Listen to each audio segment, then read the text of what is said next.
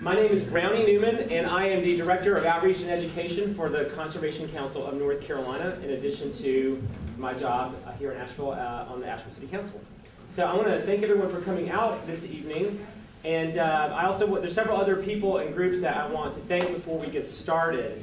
The Conservation Council of North Carolina is an organization I work for. We're helping to organize the event this evening.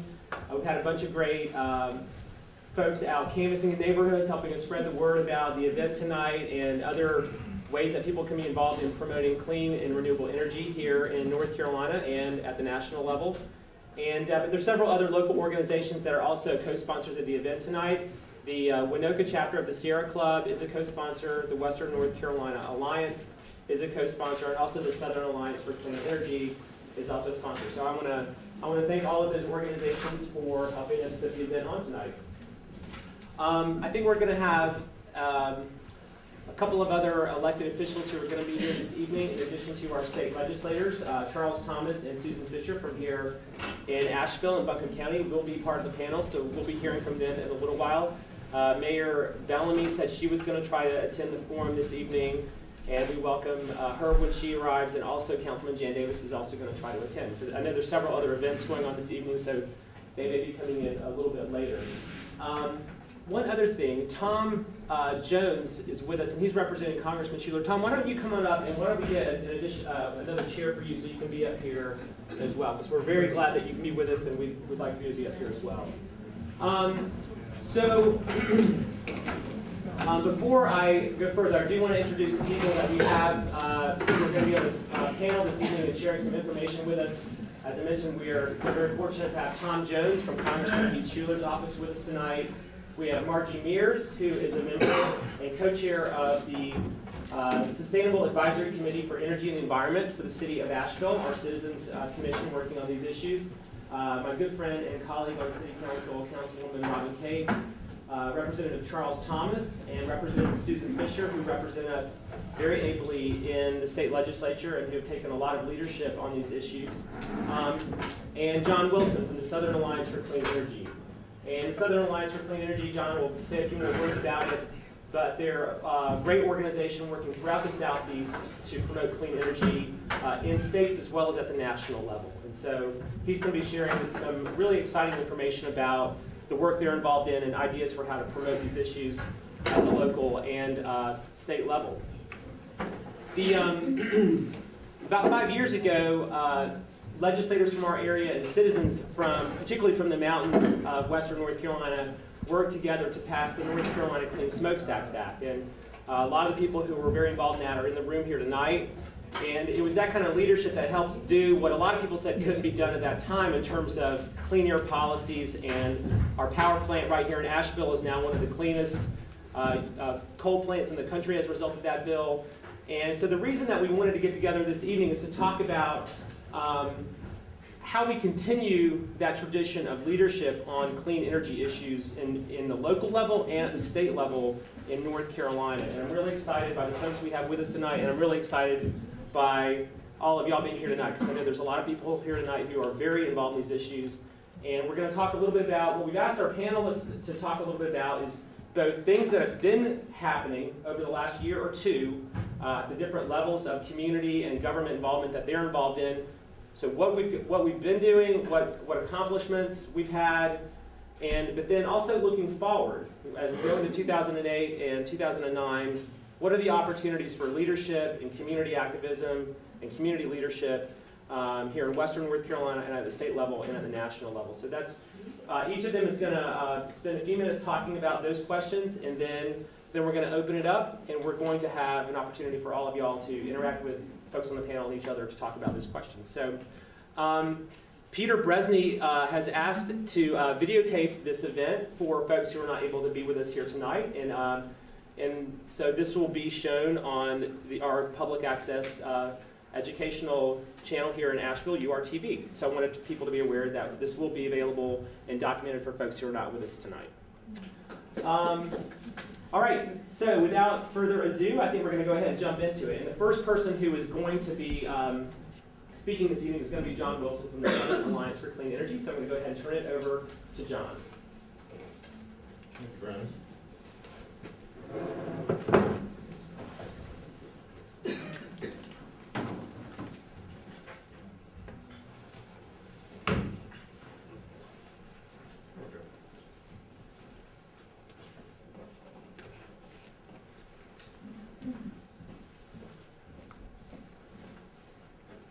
having me tonight. If I drift off for a second or so, I've made a different presentation 6 times in the past 36 hours, so kind of been a little bit of a daze, and those were on several occasions 2 hours long. I promise not to go 2 hours with you all. So a little bit a broader topic, fortunately for me, and one that I've cared about for a long time. I actually started working on climate change issues over 15 years ago.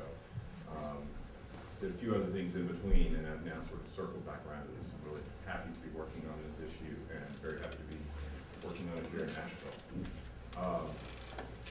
We have been working on an approach to solving global warming that focuses on the state level, the states all across the southeast, the southern alliance for clean energy.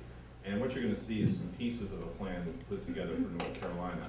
But what I've really tried to focus on in tonight's presentation is not just sort of the plan, but kind of why it's practical and why this plan will work, why it will move us forward in a lot of different ways, why it will help solve global warming, and why it will change our community here in Asheville and across the state for the better. And as I thought about this presentation, what I wanted to start with is sort of say, how do you find solutions to problems that are this large? And I think the first thing you have to do is you have to be very clear about your values. You can't be vague about what you're for, and you can't also kind of slip into recrimination and finger pointing and that sort of thing. This is about values and about the kinds of things we care about. Second of all, you have to be very clear about technology. Technology are the tools that we use to do things, and it has potential. Some of it is unrealized, but it also has real limits. I remember growing up, I did most of my growing up in Northwest Florida, and I've probably been to Disney World 24 times. And as I got pretty sick of doing that, one of the things that really sunk in with me was that there was this underlying message, particularly in the Epcot Center, about how there were no limits, that it was just human imagination that limited us. And scientifically, that's not the case. We have only so much land. We have scientific concepts like entropy that limit the waste of energy and that sort of thing. So we need to understand potential and limits. And that's one of the things that underlies our approach to solving this problem, is being very aware of that. Third, policy implementation. We need to be very clear that different government agencies have different capacities. We've got to get the right agencies focused on the right problems. The city of Asheville is not likely to solve the problem of automobile technology. That's a federal issue. But there are things that the city of Asheville can do that the federal government's never going to be able to do. And finally, time frame. We can't do things overnight. History has momentum, and I think that's pretty self-explanatory. So what can we do? Well, I'm here to say that we've got some good news, that if we do everything we know how to do, and do it reasonably well, not perfectly, but reasonably well, we can actually cut pollution, global warming pollution, by 60% over the next couple of decades. And this is for the state of North Carolina. Without it, we're going to go from an average of about 20 tons per person in this state to about 23 tons per person. And with it, we could drop down to 6 tons per person by 2030. So this is a huge reduction in pollution potential for this state. And I'm going to tell you how we can do that. And just briefly, all of this is based on really mostly third-party resources, and there's some of the kinds of data that we use for this. There's 4 what we are calling cornerstones to building this future for North Carolina. And the first one is energy efficiency. The second one is clean energy. The third one is pollution capture. And I'm not going to talk much about that in this presentation tonight, but that's capturing the pollution from smokestacks and also using the landscape as a place to store pollution. And fourth is long-term planning. And that's actually what I'm going to spend the most time talking about, because that's where the local communities, cities and counties can make the biggest difference. But I'm going to talk about energy efficiency first, because it's actually the biggest piece of the pie. And I want to be very clear about what energy efficiency is and how big a challenge it's going to be to realize that potential. So we can get 45% of the 2030 global warming pollution removed from the future if we take steps now to begin becoming more efficient. And what most people think about when they think about energy efficiency, and we were talking about this earlier, is compact fluorescent light bulbs and maybe Energy Star appliances and things like that. But that's really only a very small portion of the pie. We also have things like heating and air conditioning systems. We have building insulation and other fairly complex projects at the residential level. And finally, we have new construction. So residential is not even a quarter of the energy efficiency pie, but it's an essential part of the pie. Next, we have commercial installations, things like upgrades to existing commercial facilities and new commercial facilities. And finally, we have industrial facilities where you can upgrade the energy efficiency of manufacturing processes. That's not even half of energy efficiency. The next piece is vehicles, upgrading to things like plug-in hybrid vehicles, and even making changes to the way that our trucking system works in terms of hybrid electric trucks and also things like truck stop electrification. That's what we've shown there in that picture. And then the final thing is something that's kind of maybe not familiar to too many people, and this is called energy recycling. And this is where you take waste heat from industrial or commercial processes and capture the energy out of that and reuse it in some way. In our plan, we've assumed that you would convert it into electricity, but there's other things you can do with that heat and get a lot of use out of it. And this is something that people in North Carolina at the regulatory and policy levels are kind of generally aware of, but this is one of the issues, unfortunately, that seems to sort of stall because it's complex and involves a lot of different people and a lot of different little technological issues. But there's no fundamental reason we can't do this. So this, as I said, is the biggest piece of the solution for North Carolina. And to show you how it fits into the overall plan, this is a graph that I put together that shows how all of these things can work together to solve global warming problems for North Carolina, or excuse me, our contribution to the global warming problem that's global. So as I showed you, there's energy efficiency, which is about actually more than half of the solution.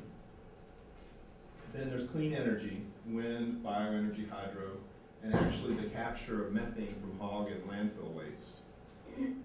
Then we also have the pollution capture that I mentioned, things like enhancing carbon storage in the landscape and underground. And finally, long-term planning. What's important to note is that some of these things, like for instance, energy recycling, can take off very quickly and get large very quickly. While others, like long-term planning, start off very small and only after a decade begin to become significant. And this is one of the real challenges and one of the things that's going to make work hard for particularly people like Brownie and Robin at the local level, who are probably not likely to be in office in the mid-2020s as council members here. And so it's sort of hard for them to deliver on that promise of that better community with lower emissions in their political lifetimes on this Asheville City Council. And I think that's something that as a community, it means that we can't just simply rely on a couple of leaders or even a really organized interest group. It's got to be something that the community really buys into, is this is where we're headed, and here's how we're going to get there. But stepping back to some of the other issues, clean energy, I just want to mention very briefly that clean energy, to really solve this problem in North Carolina, we're going to have to make some challenging decisions. We have a huge amount of renewable resources in North Carolina. Even the numbers that you all saw during the debates in the state legislature on renewable energy, they're smaller than what now we know is out there. And we know that the wind potential in the mountains and out in the ocean is very large. And the question is, what are the trade-offs that we're going to have to make? What are the choices we're going to have to make about those resources in order to decide where they're appropriately harvested and where they're not, and how we can tie them into our economic and energy futures. One thing I'll mention is that we have a lot of concern about the impact of windmills on views, and when we've looked at it in our analysis, we've assumed that they would not be built on national park lands, they would not be built right up next to the Blue Ridge Parkway. We've excluded all of that. Even once you move it off to those sort of more secluded sites, and you assume that people really won't see it very much at a distance, there's still quite a bit there. Bioenergy is another thing that's a real challenge. We have a lot of it right now. We're making 2.1 million megawatt hours of bioenergy every year in North Carolina. This is primarily in the industrial sector. It's not going out on the grid to your house.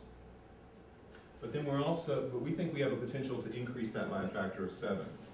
And that's going to be challenging. It's going to require trade-offs within, because some of these resources that are being used for relatively, basic purposes. And so there's going to be economic competition and stress over that. But we think that the potential is there and we've got to be smart about it.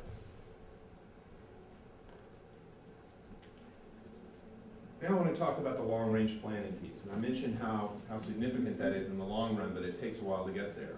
And I want to talk about why it's so important in Asheville and some of the underappreciated benefits of it. This is a study that recently came out that shows that people spend less if they live in a central city on transportation and housing than if they live out in the suburbs or even out in the suburbs near another employment center. You get this myth that people move out to the suburbs to save money. And actually, housing costs are less in the central city, and this is for families earning $35,000 to $50,000 a year. So it's not that poorer people, excuse me,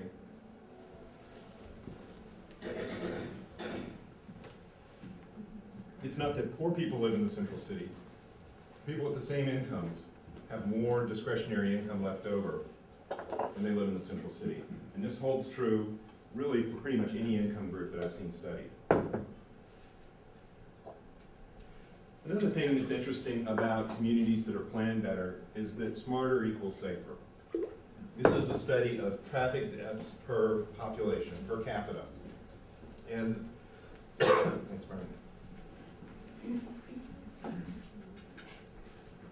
Brian. Smart growth cities are safer than sprawling cities. Another thing that's really interesting about this is that the United States has the lowest, or among the lowest rates of traffic accidents per mile traveled in the Western developed world. We've got very safe streets when you think about it on a per mile basis. On a per capita basis, we're right near the top. So we focused very hard on getting the technology right, and we've completely forgotten about the fact that if we plan our cities so that people have to drive a lot, then we're going to outweigh that. And so we've actually not done anything to reduce traffic deaths and fatalities over the past several decades, even with all of these safer and safer cars, because we've designed communities that force us to spend so much more time in them than anywhere else in the world. This is not sort of tricky number stuff. This is just basic statistics. One of the people that I really look to for guidance at the Victoria Transportation Policy Institute really points out that there's a couple of different approaches to planning. One is the sort of paradise as commodity, which means that people need to be able to move anywhere they want as freely as possible. We need to focus on ideas like getting rid of traffic congestion and maximizing linkages between communities. And the other one is sort of focusing on where you live and the community that you're trying to build and the quality of life there, and saying that that's what's important, and that's how you build a better community. Now, transportation change is really slow. This is a sort of this is just a really simple analysis I put together to kind of illustrate how this is. This is, if you assume that in 2010 we're starting out at a driving index of 100, and what a driving index is, who knows? Miles traveled, something like that, time spent in vehicles. And you assume 2.4% growth, which is what the state is assuming in terms of North Carolina's growth in vehicle travel. That's what you get. With the best policies that we know are available out there, some of them will say we can reduce driving by, say, 5 to 10%. So if you take the low end of all the best policies and say we adopt all the best policies, but we have the weakest results, this is how much you can reduce driving.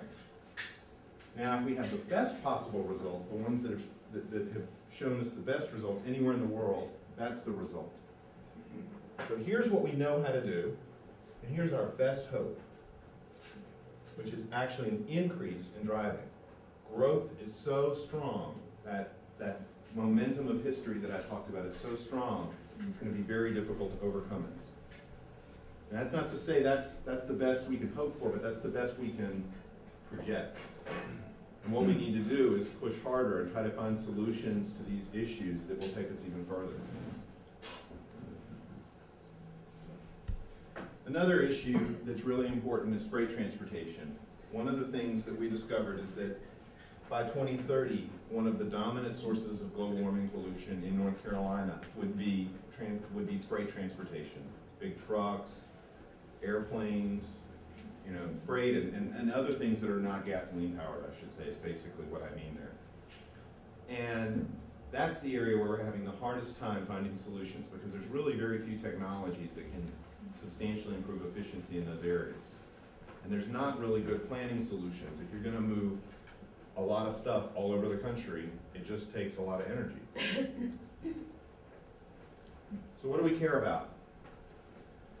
Well, if you talk to a transportation planner, what we care about is traffic congestion, which on a per vehicle basis is not one of our major costs. Our major costs are vehicle ownership, crash damages, parking, fuel and maintenance.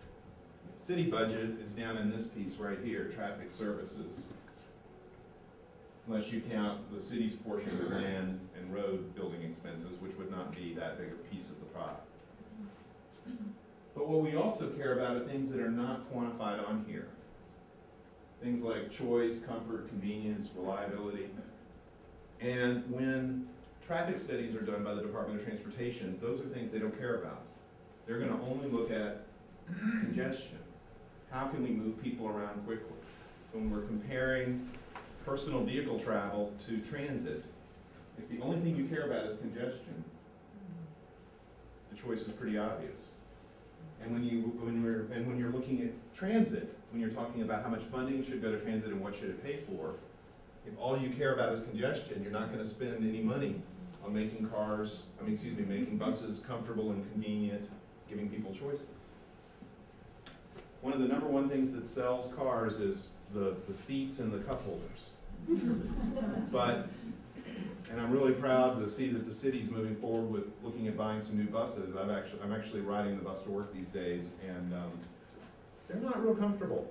They're not awful. I've ridden a lot of buses all over the world, and these are not bottom scrapers or anything. But there's a lot of places that put time and effort into making those rides pleasant and enjoyable. And I think we've developed this attitude that those people who ride the bus, don't deserve that. So kind of to wrap this up, can we beat the clock? Can we get these air pollution reductions in time to deal with our global warming problems? And when it comes to conventional transportation planning, if we focus on travel time and level of service, safety, we spend a lot of money making sure that we get the curves and the exit ramps right. So we got that issue solved. But we don't deal with these other issues, we're going to continue to go down the business as usual path. And it gets very costly to undo mistakes. I worked on a transportation planning project where they wanted to undo a roadway that had been widened. It was going to cost 10 times as much to narrow the road as it had to widen, to widen it. Is this enough? If we really work at it, with all the things I've briefly talked about here tonight, we actually are on the right trajectory through 2020 and maybe 2030 to solve global warming, or to reduce North Carolina's share of the global warming problem enough. So I'm telling you, there's room for hope. We don't have very much time left to make these kinds of decisions. These are not things we can deliberate over the next 6 or 8 years. If we wait 6 or 8 years to get started, we're not going to have time to make mistakes. And Lord knows, we know that when government works, it makes mistakes sometimes, which is no criticism. Businesses make mistakes. Thank you very much.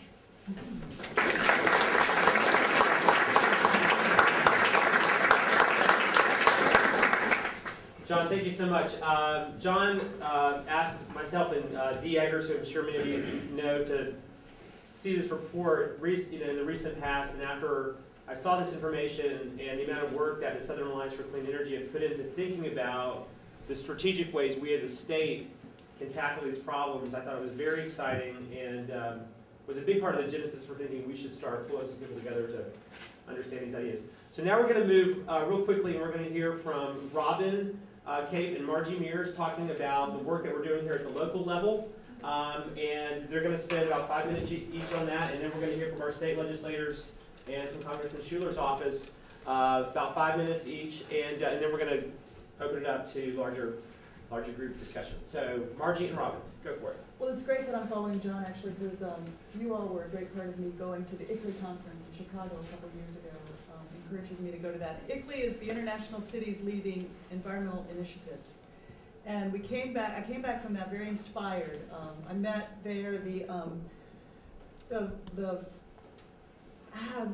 head person for France, Foreign Service, who's in charge of foreign policy for England, and their #1 foreign policy objective is climate change, because they know the impact and how it's going to affect their country. It was very impressive to see these people so focused on how governments get involved and move this forward. So came back to Asheville and was supported by the City Council for us to join ICLEI. And then we moved forward and we created a sustainability committee, which I have several members, we have several members here tonight, actually, if y'all don't mind standing up. These are some of the people who represent us in our city. Twice a month they get together, 9 people, and spend a lot of time tussling with issues about how the city can be more engaged in this work. Right off the bat, we started our ICLEI baseline for the city of Asheville, which says, what's our carbon footprint as an organization? It's a long, involved process for gathering all the different ways that we use energy as an organization and getting that baseline so that then we can move forward and start monitoring ourselves. They helped come forward with the recommendations for the LEED standards for municipal buildings, for the city's energy conservation goal, which we set.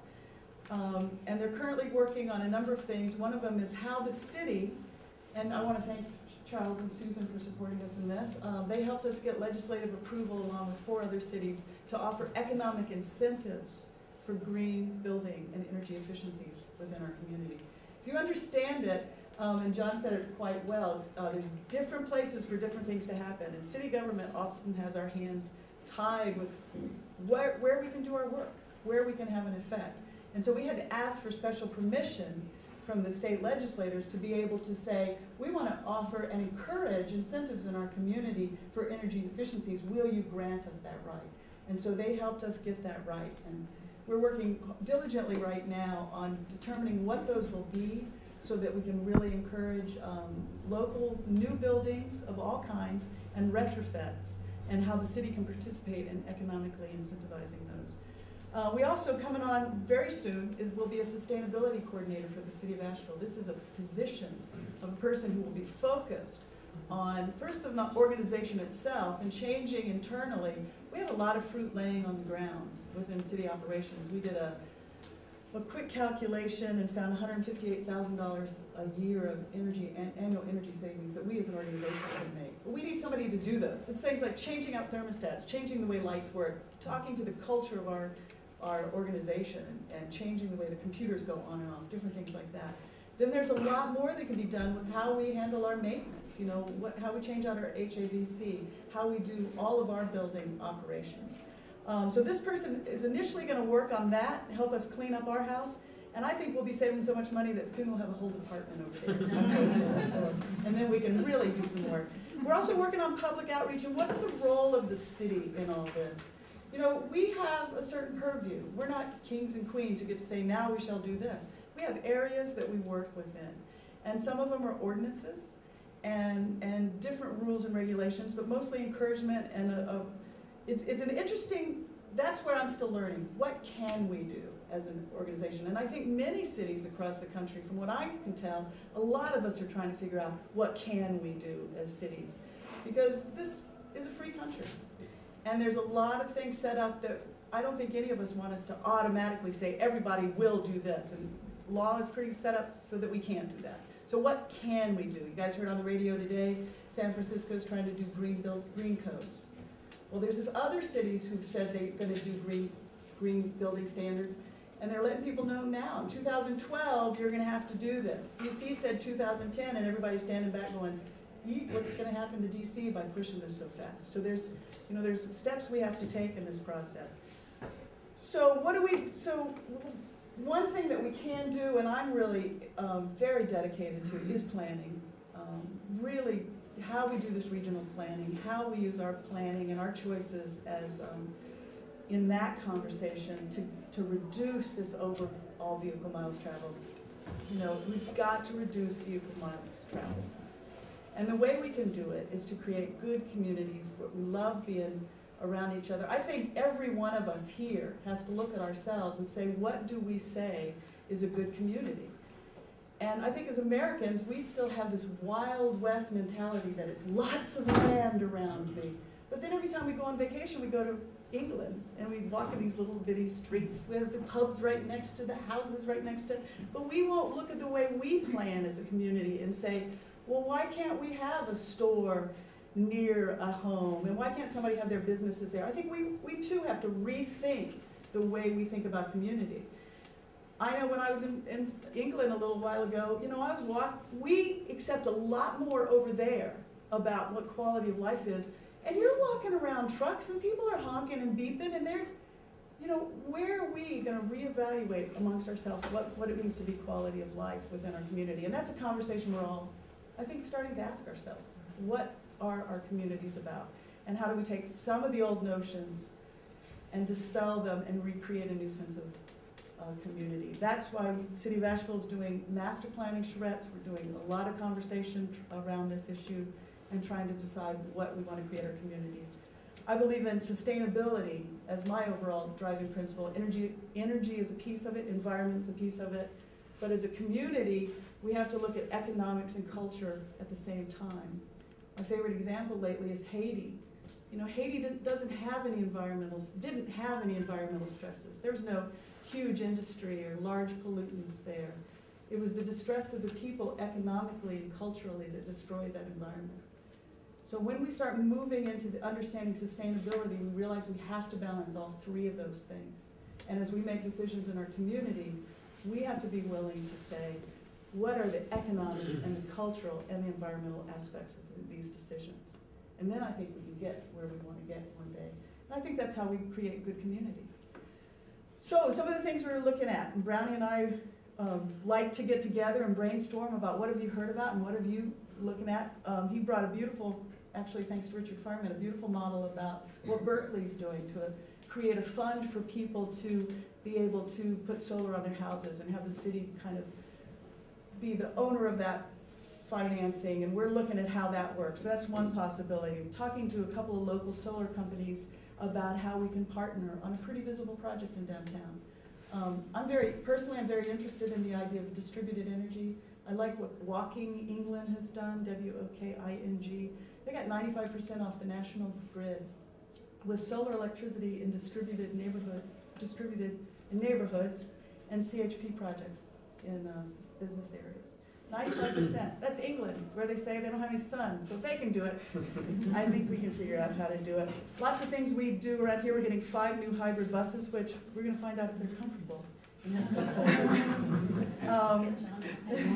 I've ridden one in another city and they are comfortable. Okay, good. We're getting those, and we hope to get 5 a year for the next few years is what we're trying to project. Things like our street lights, they should be LED. We can clean up those. How can we get our own energy uses? How can we establish green codes, which Margie will dive into all of this. You know, there's a lot of things to do. And a lot of times it's, I mean, from a personal level, it's staying inspired and not inspired, but engaged and keeping doing it. I mean, it's hard work sometimes to be out there, and what we need is your support. We need you all to say, this is a community value, and we want to stand up for it. We get lots of emails about traffic, you know. Don't hear you guys talking a lot to us about this. You know, I really want to encourage you to start being vocal with us about what it is you want to see happen in your city. If it's a priority of the community, it'll be a priority of council.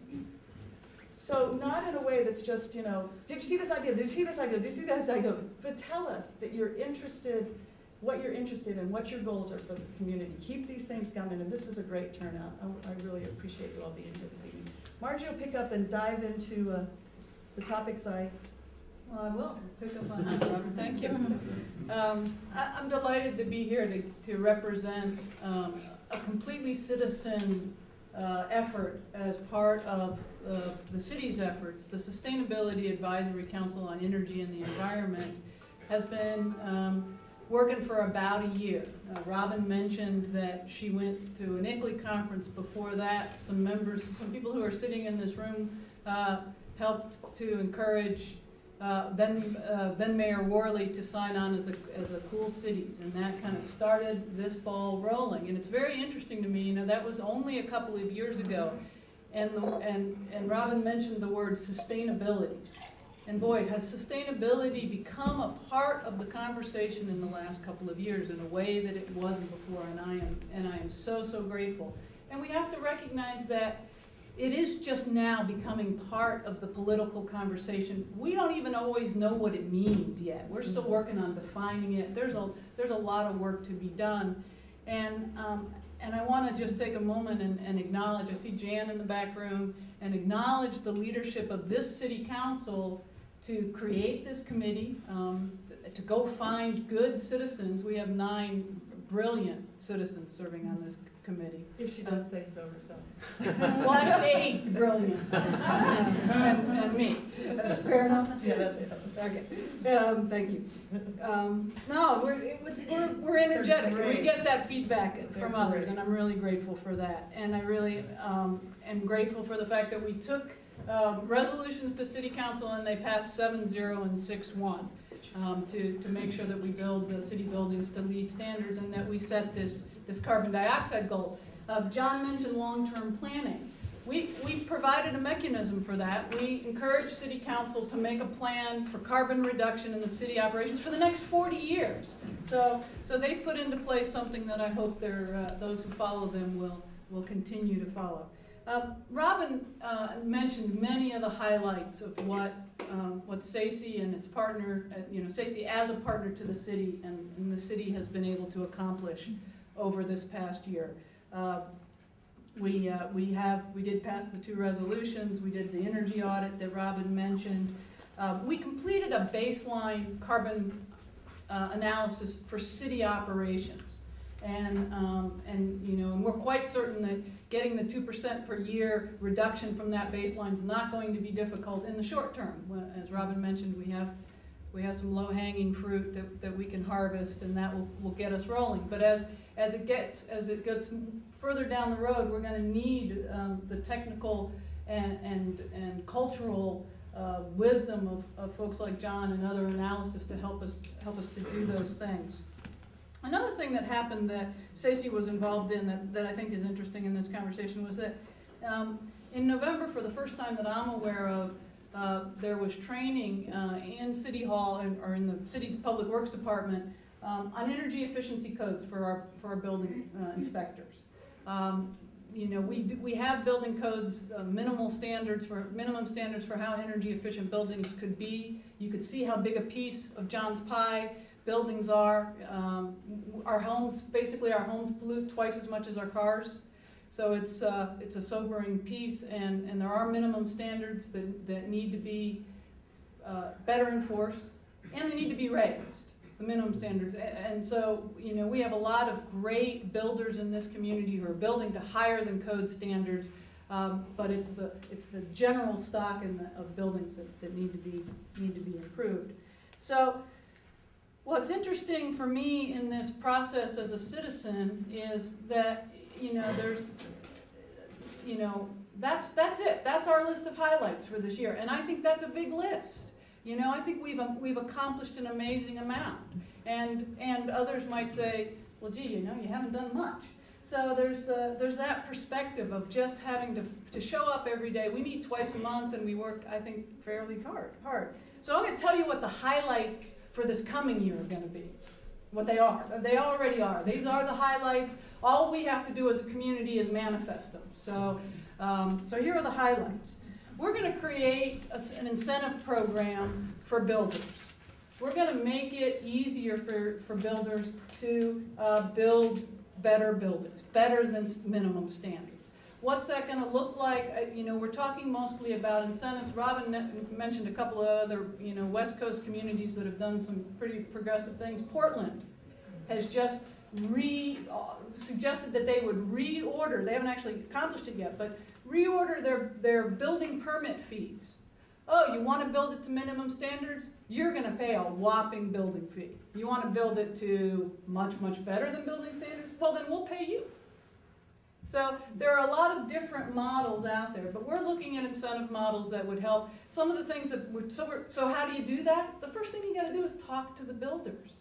You got to find out what's going to make them want to participate in this program. So we did that, and we're looking at the incentives, and we've got a process, and it's probably about a four-month process to come up with the best incentives, to make sure we're talking to all the right people in the community, and then we'll take a recommendation to City Council, and we'll see how it goes from there. Because that's our job, really, is to recommend to you guys what we can do in this community. Other things I'm looking forward to is we did a baseline for city operations. What's the carbon emissions level of city operations? Now we want to do it for the city, all of us. What is it for the whole city of Asheville? And that will happen this year. Robin already mentioned that we're getting more staff support. We're getting this energy coordinator position. That's going to be really important. That person is going to start out focusing on the culture inside City Hall. I'll tell you a very, very quick story. I'm sure I'm up against my 5 minutes a long time ago, but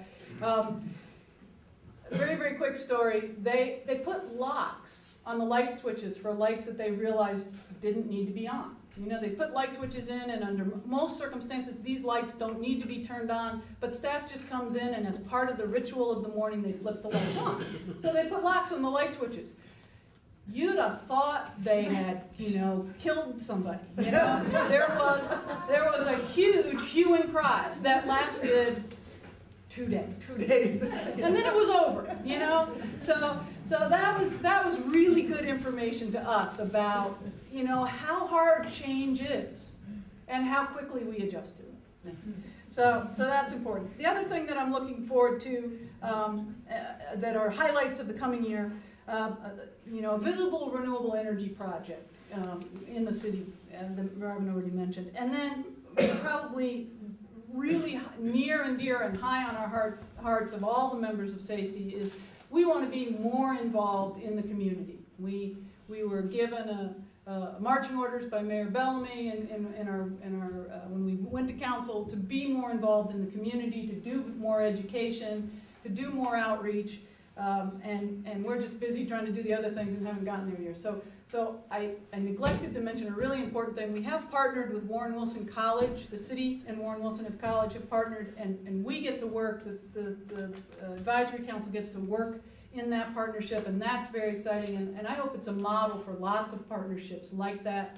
One of the things that sustainable means to me is this sense of community, and that we're all working towards common goals. And I hope that the city can continue to be a leader in that process of coordination and moving us forward. So that was my 5 minutes. And now we want to hear from our 2 state legislators who are here with us tonight. Charles Thomas and Susan Fisher both represent parts of Asheville and Buncombe County. And Charles Thomas, in addition to serving in the State House, has also been appointed to the North Carolina Global Warming Commission. And so I'll ask him to go first, and then Susan. Okay. Thank you, Brian. What do you guys already know the answer to this. What do you think? Yeah, we can't hear you. We Okay. can't see you. All right, how about that? What do you think is the #1 objection to environmentally friendly policies? Since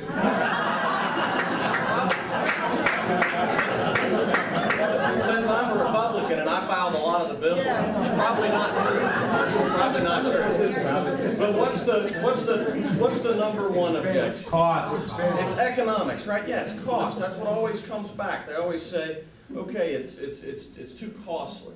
There are very few people left out there that I think, other than children, that we can motivate with the emotional argument. I think that the people that will be motivated to think environmentally about our future by an emotional means, those folks have already been motivated. They're already on our side of this issue. The people who are still left on the other side of the issue, and this is America, right? I mean, this is America. We want things FedEx fast, we want it Walt Disney friendly with Ritz-Carlton quality at Walmart prices, right? I mean, that's the American way. That's what we've been taught, that's what we've learned, and you're not going to change that overnight, try as you may. It's just not going to happen. Somebody once said to me, you know, if you grab them by the wallet, their heart and mind will follow. And I think there's some truth to that, but not necessarily from the standpoint of taking their money, but perhaps by showing that quite a few of these things can make people money, they can create jobs that pay well, that are clean, environmentally friendly, can pay good benefits and all the rest. But if we don't seize the opportunity now, the same thing that's happened with many other products and services that we created first in our country are going to go somewhere else. I brought a prop with me here. It's not a weapon. It's a very simple device that somebody put together, creative capital, right? It's a dynamo and an LED, and it made a light, right? Where was this thing made? Anybody want to guess? China. How much you want to bet, though, the person that came up with the idea, the creative capital of combining low electricity usage LEDs and a dynamo with a capacitor bank to make a flashlight that would actually work, was probably an American. Probably was. That's our last remaining piece of competitive advantage in this global marketplace. Now, you could talk about the strength and the weakness of the dollar and so forth and so on. In fact, a weak dollar makes American goods and services overseas cheaper, and we actually sell more of them when that happens. But the real issue is that we're not going to have this unlimited supply of cheap labor in our country, and we're probably not going to start making battery acid and things like that here. That's just not within our political will to do so. But if we don't maintain the creative capital and support that, we're going to be in serious trouble. So what do we need in order to do that? How do we get from the emotional argument to the economic argument and then affect real change? Well, it's leadership, right? And leadership is the process of influencing others to accomplish things they wouldn't normally accomplish by providing purpose, direction, and motivation. And that's our job, but it's also your job as members of the public. The folks that are in this room probably have more intellectual knowledge about renewable energy and sustainable products than, I'd guess, 99% of the rest of the population out there. You can be ambassadors and educators to this process. But some things that can be shown, you know, Robin mentioned the city could save $158,000. I didn't catch how you were going to do that, but that's real money. I mean, everybody hates taxes. That's tax money. That's $158,000 less tax dollars being spent. How could that be bad? I mean, it can't be. When I was sitting in the, I'm also on the Energy Policy Council, and I was sitting in there the other day during one of our meetings, and we were talking about, well, car standards and what can be done. And these slides were going by about, you know, gasoline usage by the state motor fleet and how much money you were paying, the taxpayers, how much money you're paying for all of this fuel. And I asked the question, I said, well, on non-emergency passenger vehicles, do we have any fuel efficiency standard in the state of North Carolina? What do you want to bet? No. So there's no rule, there's nothing in place. And the way we do our budget down there, which is the most ridiculous thing I've ever seen, but the way we do that upfront cost money for the cars or for the vehicles is going to be a driving factor. The fuels, the cars that are less fuel efficient that will actually cost us more money as a society to operate. Forget the environmental impact, just think about economics for a minute. It's going to burn more fuel. And that's an item that, well, we can hedge our fuel costs somewhat, but that's a variable cost. We don't know whether fuel's going to be $2.50 a gallon or $7 a gallon. But we had no standard whatsoever. So there's some good ideas that could come out, but we need to use some of these shining examples on the economic front. The Energy Policy Council is currently basically compiling an idea list, if you will. Sort of to bring back to the General Assembly and to report back to the appropriations chairs some of the good ideas that this group of folks has had. And there are some very good ideas on that list. How far they make it in the legislative process, who knows? On the Global Commission for, and on the Commission for Global Climate Change, we're looking at some other issues. One is the whole idea of carbon offsets and carbon trading, whereby individuals and firms essentially pay someone else to sequester their carbon or to not pollute. It was mentioned in the presentation. One of the interesting things that really struck me as I sat there and looked at this, as we talk about these instruments, these certificates, if you will, that are going to represent sequestered carbon, if you really want them to work, you need a marketplace for them. The whole commodities market, for example, only exists because it just got too darn complicated for the farmers to deliver their product to the end consumer wherever else they were. So the standards were created and things were graded into different qualities. And a grade A bushel is a grade A bushel everywhere. This doesn't exist in the carbon market as of yet. So what that means is these certificates aren't fungible. I can't buy your certificate, take it, and then resell it to Councilman Davis over there. So now there's no market because your certificate is different from my certificate and different from his. So we do have a group of folks that's looking at that. And I say, you know, if Charlotte is the #2 financial city for the nation, New York is #1, why not put the market there? Why does it have to go to the CBOE or to the NYMEX? Why do all those jobs and all that tax revenue have to go there? Let's look if we can't find a way to show that these things can be economically sustainable and economically profitable here in North Carolina. One of the things that was very interesting on the list that we saw, there was an analysis done where we broke down the cost for each item and the amount of carbon that it either offset or sequestered. And one of the cheapest methods for either offsetting carbon or sequestering it, if you will, was recycling. I mean, that's not any great new technology. But even here in Buncombe County, you know, and where we're probably, as the state goes, we're on the cutting edge. The coast might compete with us in some areas on water quality, but as far as political will, we're way out front. We can't recycle all the kinds of plastic in Buncombe County, right? I mean, everybody in here knows that, right? I mean, that's something we can change, okay? Well, you know, right. So, I mean, right. So those are some other examples that have come up. People will often ask me too, they'll say, well, all right, great. Well, if we can show that at least some of these things, if not all of them, make good economic sense, then how do we get these things through the legislative process and actually to the floor for a vote? And I guess, when did we go out? Was it Friday, 2 weeks ago, to the wind farm? We went out and looked at Buffalo Mountain to really see how loud and noisy these wind turbines were. And of course, all of that really isn't true.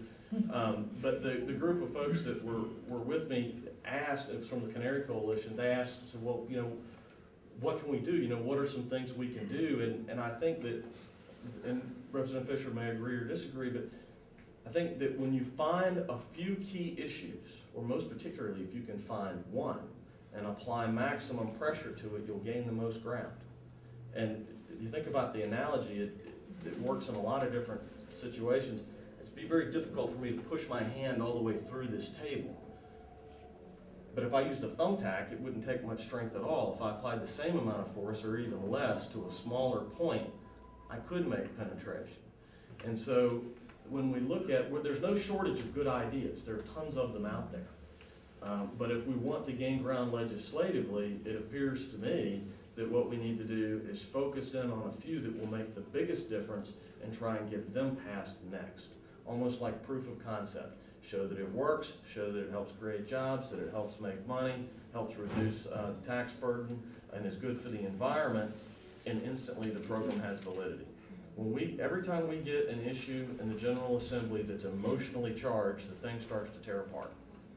To give you a non-environmental example, we had dozens of bills come through our Education Committee this year. The one that packed the House, just filled it up, we had to have a public hearing on it, was the school calendar. had nothing to do with what we actually teach the children. But it personally and emotionally affected large numbers of people because it had to do with summer vacation and summer camp and businesses that operate off of those sorts of things. The place was packed. So those are some pretty powerful lessons, at least to me, in the way that you go about affecting this sort of political change. And I can stand up here and talk all night, but I'm gonna stop here in just a second. I think there's one huge piece that's missing, and this is where I'll disagree just a little bit on the technological front. When I was young, not old and jaded like I am now, this was in the late 70s, early 80s. My mom actually asked me the same question that Paul Allen's mother asked him, and that was, why would a person ever need a computer? And I'll guarantee you there are people in this room that thought that. That when the PCs were first coming, I said, why would you ever want one of these in your house? You know, I could see this for a business use or whatever. There was really no initial vision except for a few people. But obviously, and everywhere I go, I have a computer now. The same thing is true, I think, for this renewable energy issue and technology. I mean, we have solved monumental scientific challenges in our past in this nation. And what we don't want to have happen is the next thing, the next big thing, the final solution, if you will, that source, whatever it is, of clean, renewable energy that's near limitless. Somebody else finds that before us, our country is in big, big trouble. And the guys at Sandia, and y'all can talk maybe a little bit more about that, in the National Research Laboratories, they're working on some things, but they're severely underfunded. We have Research Triangle Park here in North Carolina. We're cutting edge biotechnology. You've got Silicon Valley in California. What would be wrong with starting to build a research and development type center in Western North Carolina? Here, here. Right? We can create jobs. We can show, we don't have the best really of anything. We don't have the best solar, but we've got good solar. We don't have the best wind, but we've got pretty good wind. We have true geothermal heat, and there are hot springs not far from here. We can demonstrate, we have kinetic hydro. If you haven't seen this, you need to look at it. It's immersible turbine technology. Imagine a wind turbine in a river, as opposed to building a dam and so forth and so on. All these new technologies that are coming on board, nobody in the United States has claimed this little piece of the pie, and I think we can do it. So that's what I was like. Yeah. A really good example of someone who you can reach across the aisle to and work with on issues like this, and I think that we're lucky to have him there. And one of the committees that we both serve on is the House Committee on Energy and Energy Efficiency. We had some, we won some and lost some, I'll say, in that committee. And one of the things that Charles mentioned when talking about the wind issue is that he introduced a bill to get wind permitting in this state, and I was a co-sponsor on that legislation. It didn't go anywhere last session, but we aren't giving up, obviously. We'll be back for another day, we hope, with your help. We saved the state energy office. It looked like for a little while that it was going to go down the tubes. And what they've been about is helping the state to save money on its own buildings and the things that we do that have to do with state government. One of the things that we have seen in terms of energy conservation measures is motion sensing lights in our offices. We walk in our office and the light comes on, we walk out of our office and it goes off, and wow, you know, we can save, we've probably saved, well, already more than $30,000 a year just by using compact fluorescent bulbs. I also sponsored a bill to study the phasing out of incandescent bulbs in North Carolina.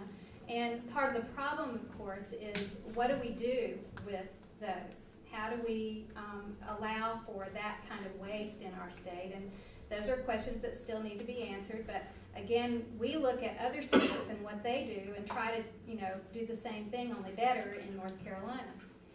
One of the things that we, that I was also helpful in, at least, is in a Senate bill that was sponsored by Janet Cowell. we helped to pass legislation so that solar panels can no longer be barred by neighborhood associations or by local ordinance. And so that's a start at making it feasible, allowable for private residences to have solar panels on their homes. We also established a requirement that North Carolina utilities obtain at least 12.5% of their power from renewable energy efficiency by 2021. That is a good start, but we need to do more. The bad news about that particular piece of legislation, Senate Bill 3 it was, is that although it did have this renewable energy part to it, the real substance of the bill, I think, points North Carolina in the wrong direction. We are going backwards in terms of the construction work in progress portion of this bill that allows energy companies to continue to build dirty power producing plants on our dime, and that's the reason I opposed the bill. It was not an easy thing to do because on the one hand, you have a bill that calls for renewable energy standards, and you have also a bill that will guarantee that North Carolina begins having more green-collar jobs in this state. And those are good things. But I still say that we can do better, and I think that we will do better. The House had, and I'm sure you'll talk about this, had some of the best legislation we've seen since probably 1974 in terms of CAFE standards and other standards for renewable energy. And I think that we will do more. We hear about how we need to prevent global warming. Well, it's too late to prevent global warming. But what we can do is mitigate it. And that's where I think Asheville has a good role to play. There's a great article, and if you go online, you can probably see it for yourself, in a magazine that we get in the legislature called Governing Magazine. And it actually quotes a local citizen here in Asheville talking about local warming and the idea that cities can supply other locales with the technology and the information they need to mitigate the damage that will be caused by global warming. For example, we're seeing our weather change, and we're seeing more severe weather come our way. And what we need are people like the Climate Center here in Asheville to help us predict what might be on the horizon for us down the road, and then again, be able to offer that technology and that information to other cities and states across the nation. I think there's a lot out there that we can do, and I'm hopeful. Of course, I'm pretty much an optimist most of the time. One thing I wanted to share with you that I thought was really kind of cool is, you know, in the talks in Bali that are going on right now, I thought that these pictures of the folks in their penguin suits were wonderful. And here's a person who, from the Herald Tribune, they're holding a fan that says "hotter than I should be" on it. And another person who won the prize for the best slogan at this conference was "There is no Earth B." We have, you know, Plan B. There is no Earth B. And so I leave that with you, and also with the notion that there is plenty that we can play a part in here, right here in Asheville, in terms of mitigation.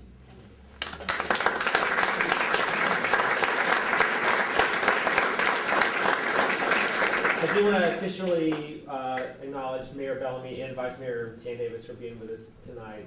There's a lot of different things going on, so we really appreciate them being with us. And now, finally, Representative from Congressman Schuler's office, Tom Jones, is going to share just a couple thoughts with us about what's happening at the national level. Thank you for inviting me. I appreciate that.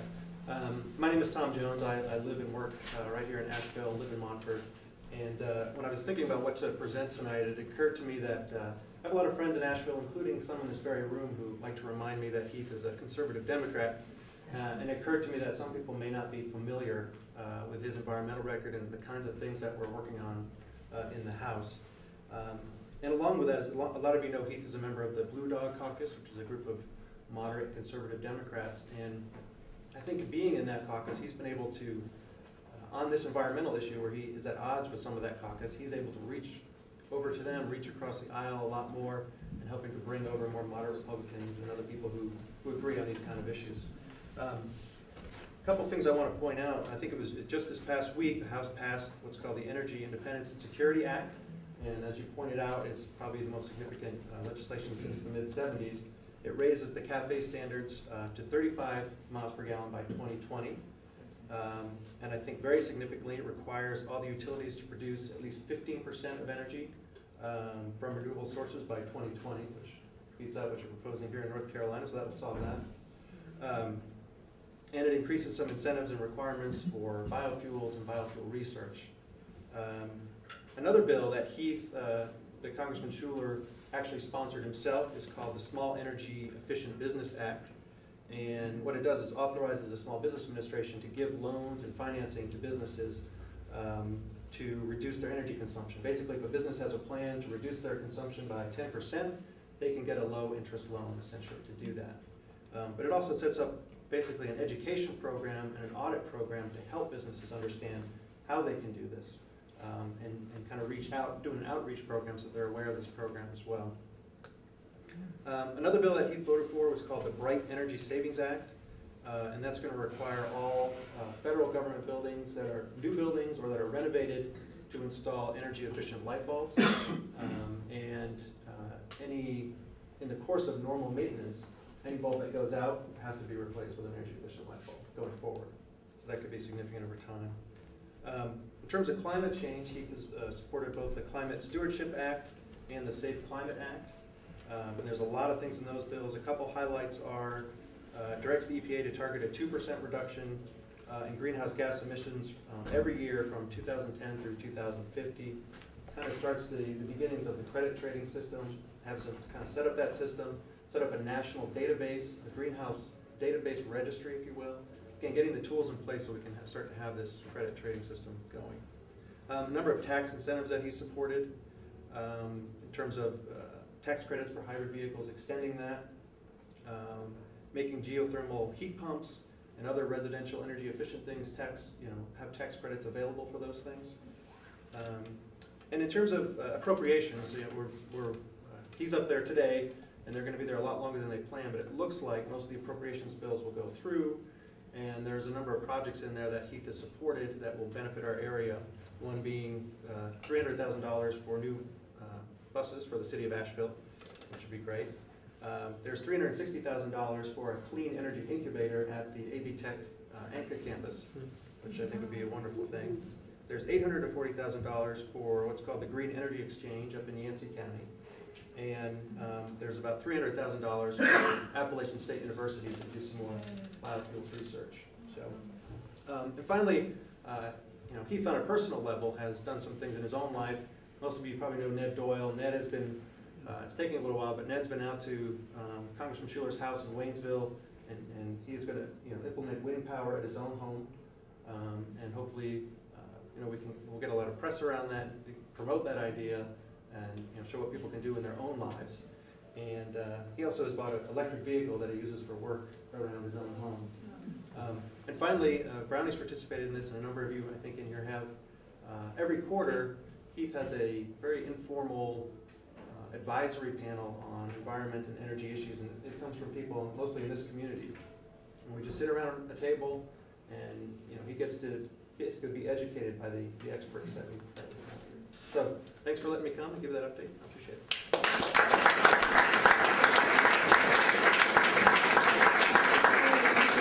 But if you are the driver and owner of a blue Toyota pickup truck that's parked out on the street, you are blocking a parking lot and people can't leave. So if you could please go move your truck. And there are people that may need to leave that are here with the choir and some other church committees that are here, so.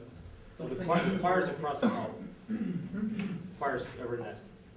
Yeah, choirs there, some other people. Okay, great. So thank you, everyone. Super informative information. So now we're going to open it up, and people have questions for any of the folks on the panel. And there's a lot of folks here, and so I'll just encourage people to be focused, and also for the panelists, not feel like everyone has to answer every question and give focused answers, because I'm sure there's so many knowledgeable people here. We want to cover as much territory as we can. Alan. Ms. Fisher, you said that the dirty power plants are being built on our dime, and I want to. I'm looking for more detail on that. How is it? Does that mean the government's dime, or the ratepayers' dime, or the taxpayers'? The ratepayers. If they build new power plants and they are not required to go after investment money from other industry or other companies, then they are naturally going to come to the people who are paying electric bills already and raise the rates. And so what I would suggest is that they need to look more at what they can do to modernize what they're already doing, make it less expensive for the ratepayers rather than more expensive, and that's basically what I meant by building coal plants, coal-fired plants, nuclear, any of the, the questionable power-producing plants. But it's not the taxpayers' dime. No, it is, well, it's basically, if you buy electricity, if you pay for electricity in your own home, then your rate's gonna go up. And if I may just add real quickly, we both, the reason, I think, one of the main reasons we both voted against that bill, and it wasn't just that we went in there and said, okay, well, we don't like it, and, I mean, There's a lot we like. We offered, I think, between the two of us, probably 4 or 5 amendments in committee to try and massage this thing, and then I ran another one on the floor of the House and was told that thing will only get 11 votes. Well, we got 39, and, this was against the big lobbying effort, but it's really bad in that all the renewable piece of Senate Bill 3, the expenditures are limited. The expenditures for new coal to be built in South Carolina on the back of North Carolina ratepayers is unlimited in Senate Bill 3. So don't let anyone trick you into thinking that it was a great thing. I mean, they got a great big bag of money out of this. And they don't even have to build anything. That's what QUIPS means. All they have to do is sit around the table and say, we are thinking about a new coal-fired power plant that might deliver electricity to North Carolina. They can therefore go to the Utilities Commission and make a rate case and raise your power rates. Well, actually, I got to say something about rates and fees. We're going to move on to other folks. Richard. The members of the panel who want to answer it, it's a very broad question. Mayor Worley and Mayor Bellamy and 28 other mayors in the state of North Carolina have signed the Mayor's Climate Change Agreement, which commits these municipalities to reduce CO2 by 80% by 2050. In order to do that, we're going to have to keep all the coal that's in the ground now in the ground. We can't build any more new coal-fired power plants. So we're going to have to develop wind energy, solar energy, and other sources of renewable energy. So one part of the question is, do you think there's political will in the committee that's studying climate change to make that recommendation next May? The second part of it is, if there's political will, is there enough wind in the mountains and on the coast of North Carolina to make a really significant contribution to that? Because as a ratepayer, I would be willing for CWIPs, construction work in progress, to pay for all kinds of solar projects and all kinds of wind projects. I wouldn't be willing to pay for trying to bring out coal that's going to raise CO2. So this is a sort of a multifaceted question about what are our capabilities in the state for wind. Great Britain just committed to building 7,000 new turbines by 2020 off their coast. What kind of power do we have here, and what is the political will in this committee to make a recommendations like the mayor's committed to 2 years ago? Well, I can handle the technology, but does someone want to talk about the political? On that committee, since it's a commission, there's very few legislative members there. There's only 6 of us, 3 and 3, I think. But I'd say maybe, and that's an honest maybe. You never really know. It would probably depend upon the details, but more importantly, whether it comes out of the committee as a recommendation or not, the real question is there political will once it gets into the General Assembly? I mean, will it be sent off to study again, or will it really get a hearing? Will it ever make it to the floor for a vote? You know what I mean? That's the real. And that comes back to the pressure question. The answer to your question about is there enough renewable energy in North Carolina to offset that, there's 4 fundamental obstacles to supplying most of our power with renewable energy. The first one is the lack of clarity on wind permitting for the mountain areas. The second one is, and by clarity I don't mean carte blanche, I mean there's just no, if you want to invest the money, you don't know where you can go, you don't know where you can't go, you need clarity. Second thing is offshore. There's no federal process in place for permitting wind development offshore.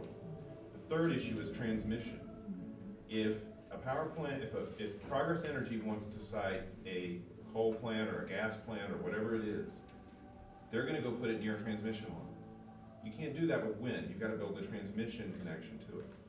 And so that's a complicated long-term process. It has to be brought through appropriate public review. You need to make sure you're putting it in the right place and that everybody's involved and informed. It takes about 10 years. So we need to be thinking about this in a 10-year framework in terms of building out that system. The fourth issue with getting all of this renewable energy in place is that you need to rethink the way we operate our electricity grid. And what Councilmember Kate mentioned about doing distributed generation at the neighborhood level. Denmark now gets 70% of its power from distributed generation, I think. Wind, solar, and also small fossil fuel, probably, I don't know all the details, burning units that are distributed across the state. I saw a couple of maps that showed Denmark before and after of the power plants. And the before, 20 years ago, looks like our state with about 6 or 8 big red dots. And the after is hundreds of little tiny dots. Now, the thing about wind that people say is the wind doesn't always blow. And that's a bunch of hot air. The wind is always blowing somewhere. So if you build windmills in different places, there's always some power coming from somewhere. It's not going to be everywhere. And likewise, you build a system with enough flexibility. It's more like the internet is what we're trying to do with the electric system than like the mainframe computer. And if you think about that transformation, it's going to be 10 or 20 years before we can really fully realize it. That's how long it took Denmark. And now they've got it. And they're moving forward with their economy, and we can do the same thing here. Yes, sir. You didn't answer the question. Oh, there's more than enough. Okay. We've got so much wind energy potential. If we overcome those obstacles, we can run the state on a lot of renewable energy. I won't say 100%. Because there's questions about how it'll all work together, but the number is too big to worry about. Those obstacles are regulations, right? It's not just regulations, it's also clarity as a community about what we want to do and where. It's not like I'm advocating let's clear cut Western North Carolina for windmills. That would be stupid. But at the same time, we need to have that discussion and then make a decision and move forward about what we're going to do and where. And we need to understand the trade-offs that are involved in a more aggressive policy to build out wind versus a very restrictive policy. We need to make those decisions. But right now, what we've got is sort of a bound up system where nobody wants to have that conversation. Everybody's afraid to take the first step. I personally feel like also that we've got a system that's so top-heavy with a few power producers who are trying to be the end-all, be-all power producers for all of us. I mean, we had a history in this country of small rural electrification projects. We electrified this country very easily when we did it, you know, with this small movement. I believe local is good. Local food, local energy. You know, you don't need to clear cut a whole side of a mountain if you're just producing energy for certain areas. Walking England. Everybody know what England looks like? It looks like today mostly. They're 95% off the grid with solar. And they said, you know, we have to rechange the way we look. When I was at a conference in Atlanta, Georgia, they said, we don't have enough solar here. And they're telling the guy from England this. And I'm like going, okay, we don't have enough solar if we're going to put it in one place and collect it all and transmit it somewhere. We may not. But if we change the way we think about doing it and get back to smaller, local, and use it where we grow it, use it where we catch it. And I'll just ask people to, with your questions, please project, and also people on the panel, please speak up. Yeah, go ahead. Yeah, question for Representative Thomas. It was obvious by the enthusiasm of the audience that they were pretty stoked about the notion of turning Western North Carolina into the nexus of innovation and research and development. Do you have any ideas about how to make that happen and what ordinary citizens can do to support their leadership to bring that about? That was not very loud. Repeat the question, Charles. Can you say it again? The question. I'll restate. Go ahead. He asked, what are some of the things that we could do to bring the whole idea of creating a research and development type facility or nexus, if you will, in Western North Carolina to, in my words, create those jobs and the pro-environment type policies? That's the hard question. It really is. How do we kickstart the thing? I think that one of the issues is that we have a bunch of different individual groups right now. We've sort of got distributed, instead of distributed generation, you have distributed political will. And part of that is that you've got some groups are focused on these special issues over here and some groups on these, and they don't always agree. Senate Bill 3 is a perfect example. You had some environmental groups oppose Senate Bill 3, some were neutral, and some supported it. That's exactly the way the folks that oppose this kind of stuff want it to work. So one of the thoughts that I had, and I'll discuss it with Representative Fisher, is if we could appoint our own informal committee. I talked to some folks on City Council about this, to try and reach out into each one of these groups and have an advisory committee to the legislative delegation that was representative of all of these different little groups. And we need somebody from the chamber, and we need somebody from Advantage West, and we need, you know, one person from the city and one person from the county and so on, and come up with some consensus recommendations on how to start it. The space that's available near AB Tech, of course it's in my district, you know, there's 100+ acres there that they want devoted towards some sort of vocational item. And you know, as we continue to lose jobs to Chinese flashlights and all the rest, I mean, I really think that you've got a double whammy, but we're going to have to get some dollars appropriated for us. And that's hard, because apportionment or representations. And last Thursday, we actually had an energy, an economic energy summit, if you will, here in North Carolina, in Asheville, sponsored by Advantage West. David Wallace and a group of us a year and a half ago went to them and said, we want to start the conversation about what the energy sector could be in this community. And there were 100+ people there from all different sectors, from people with businesses, with research. An exciting thing we have in this area is our relationship to Oak Ridge, Tennessee. Now, you know, Oak Ridge, Tennessee is a research center who, they showed us some things at this summit on last Thursday about what they're doing for building technology research. That relationship, and they want to be in relationship with us here in Western North Carolina, that's a resource for us to use to spin off and do these energy businesses. So a lot of it is happening. We're looking at combining the idea of this climate awareness. We've got to make people understand climate by being able to see it and understand it in their own terms, so they can grasp it quickly enough so they can help us back the decisions that need to be made. So there's a group of people working hard here with the weather. You notice, you do know, all of you, that 3 of the authors of the Nobel Peace Prize, they're here in Asheville. They live here in Asheville on the IPC, the climate papers. We have the richest resource for climate literacy here in our community. What we need to do is be able to interpret it and present it to people. So there's people working on that, and then people working on this energy thing, and it naturally is going to come together. And I think it's going to be an exciting time to watch this economics of climate and energy develop in our region. Thank you, Brownie. LED lighting, that seems, we look around what's in this room right here, where are we using our energy? Lighting. LED lighting is so much better than compact fluorescents. We all know that. The technology is there. We need to get that in our minimum housing codes to do LED lighting. Why would we not do that? It saves so much. It saves so much carbon emissions.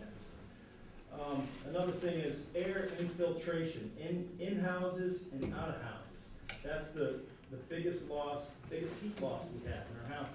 Let's get some air infiltration minimum standards. We have 0 air infiltration standards right now. So let's get that. That will save so much. Okay, we're talking about building power plants. Those 2 things right there will reduce our demand, what I demand right now from those power companies. Okay, now we've got glass recycling. I've heard glass is, all our glass that we recycle in Asheville goes to Raleigh. Glass weighs 4,000 pounds per cubic yard. 4,000 pounds. We're driving that glass around. I think we should throw it in the landfill. The other alternatives is to grind it up and use it in our road beds. That's what we can do with that. We need to look at that. We need to look at using our glass, not spending so much money pumping up carbon into the atmosphere by transporting that glass. It's a terrible thing. And I think in Raleigh, some of it goes to India.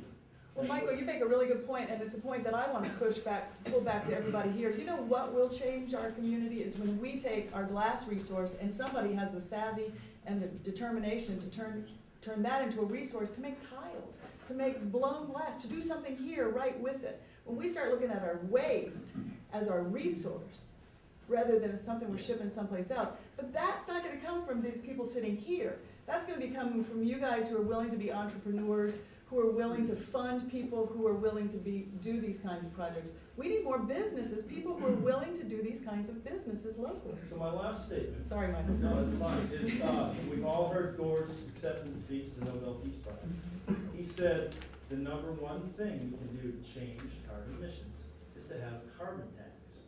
So you had mentioned you should pick just a few issues and go with it. Are we listening to Al Gore? Are we doing that in the government? Are you, our leaders, going after that carbon tax? I think that's probably one of the things that the Global Climate Commission is talking about, because a lot of what the people who don't want to move forward with this are saying is that, energy conservation methods are disproportionately harmful to poor people.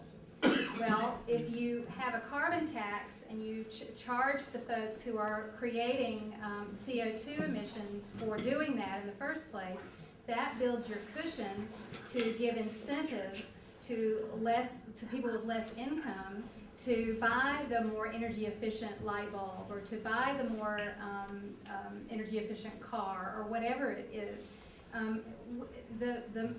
It seems like there are ways we can sort of reverse the money that's going into bad energy and pour it back into the community for people to better afford responsible and renewable energy. So are we working on that? Yes, I would say yes. And Margie, do you want to say something about the building code issue? Well, Tom, did you want to jump in on the carbon tax thing on the federal level? I mean, it goes back to that political will thing. I don't think the political will is there right now, but I sense that it's changing quickly. And quite honestly, for the next year and 1 month and 20 days or whatever it is, nothing's going to get past the president's desk that is anywhere near enough forward-looking to deal with the problems that we have. But there is, the energy bill I mentioned. I think has a real good shot at passing the Senate, and you know, and it could be signed into law with this president. So they're doing everything they can now, but I do hear more talk of the energy tax, but I mean the carbon tax, but I think that's going to be 2009. I think that that Michael's point was well taken, that there's a lot we need to do on energy efficiency. And, you know, Richard made the point to sort of start us off that, you know, we've got many mayors who have signed on, and certainly from the local perspective, the renewable energy pieces are very, very important. But from the local perspective, a lot of what we can do is about the energy efficiency piece. And it's critical. You know, there are difficulties in there in terms of, you know, minimum standards. The federal government in the energy bill has not had an opportunity to raise the minimum standard. That's not even going to get to the president's desk to get vetoed, probably because of Senate action. But we can continue to move forward in encouraging minimum standards to be raised. There's lots of ways to do that politically, and that needs to happen. And then, you know, the technology is there. The LED lights is a great example.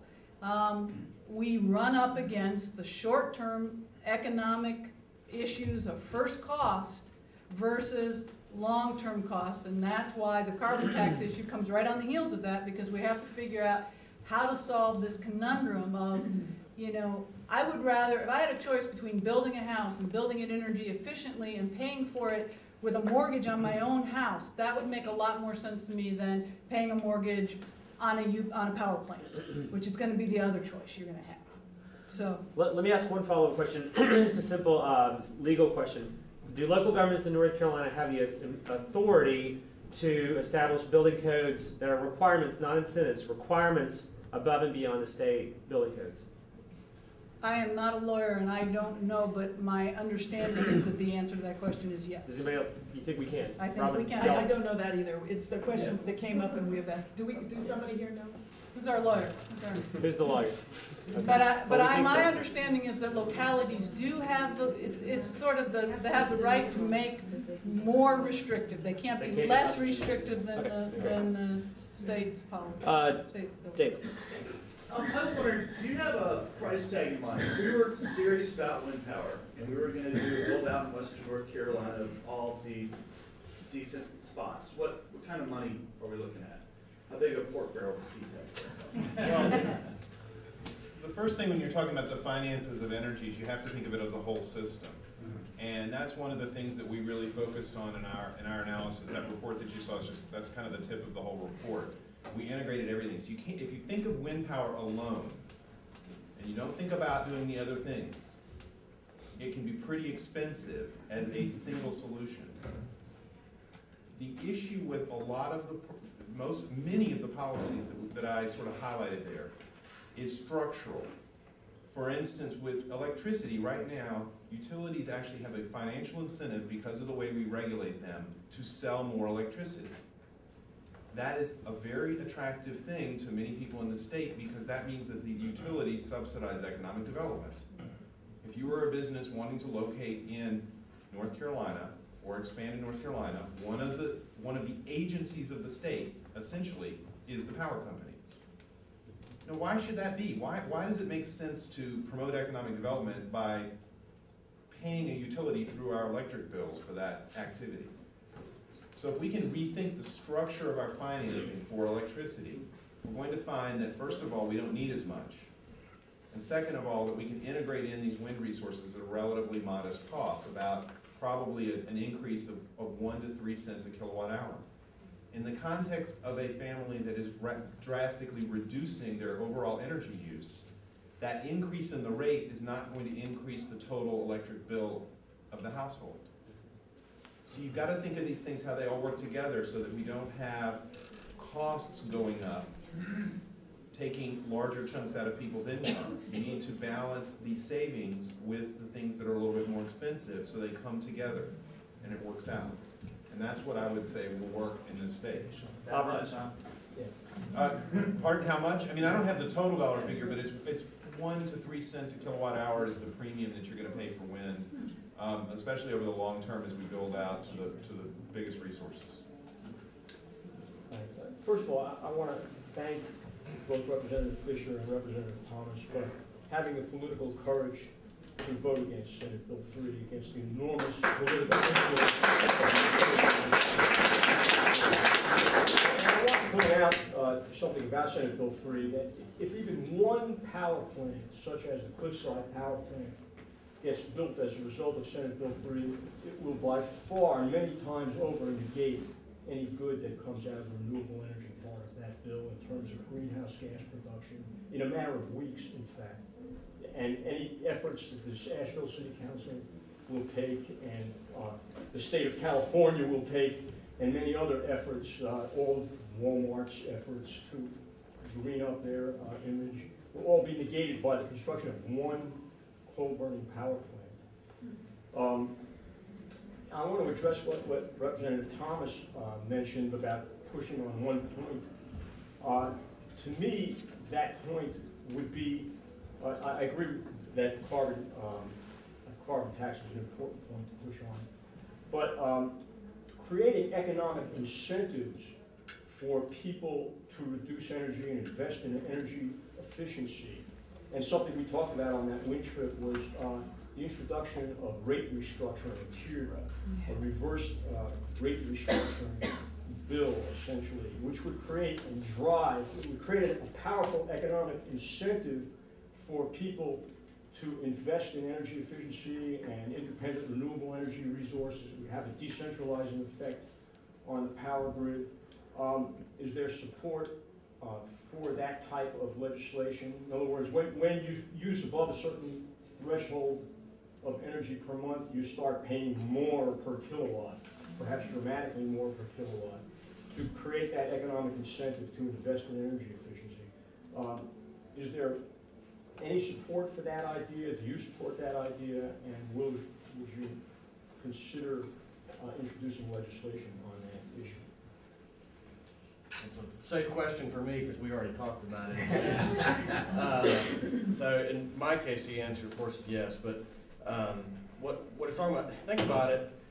If I put two items out for referendum, y'all are all smart, and one of them had the words carbon tax in it, and the other one had the words rate reduction in it, which one's going to pass? I mean, it really is that. So carbon tax, I mean, think about it. What does that conjure up? I mean, you think carbon is dark, it's black, it's ugly, and tax, that's the worst thing that ever happened. And you know, everybody gets mad, and then all the guns and knives come out, and you know. But you talk about a rate reduction for retirees and single moms, and you know that starts to build some momentum. And so yeah, in a nutshell, the whole idea is, and I wasn't going to wheel all this out tonight, but the whole idea is you have a block of power that's available for a home. You take the businesses out of the equation right now, unless you want lots of guns and knives, because you're going to have people saying you're going to take my job away from me, and you're going to, you know, my kid's not going to be able to eat because of your carbon tax or whatever, and you're going to have two emotional arguments again, and it'll stalemate. But if you take the businesses out and say for residential, there's a block of power that's sold to you very cheaply, lower than today's current rate. So if you want to be thrifty and conserve and change your light bulbs and use energy efficient appliances and so forth and so on, we're going to reward you, and your power bill is actually going to go down. And then as you begin to increase, if you've got the money and just don't care, fine. But your bill is going to start to do this. The rate per kilowatt hour is going to begin to increase. That money then, this is where it'll probably get really sticky, but that money could then be reapportioned or redirected back towards other types of either efficiency measures, because there's two types of efficiency. There's efficiency in generation, and then there's efficiency in per unit of work, right? There's the two sides. You could put that capital back to work in either place, or you could use that capital to reinvest back into the research and development type thing that I was talking about to help create more jobs. So you can say that not only could the power company actually do pretty well by this, by charging lots more money to their super large or wasteful consumers, if you will, but you could also find the money for whoever was asking the question about how do we get the dollars right there in the rate structure. So, that's all. Susan, you want to answer real quickly, or? Well, that's fine, that answer's fine. I just want to say, yeah, I would be in favor of that. Again, it's really about, I think, rewarding people for using renewable energy rather than using traditional forms of energy.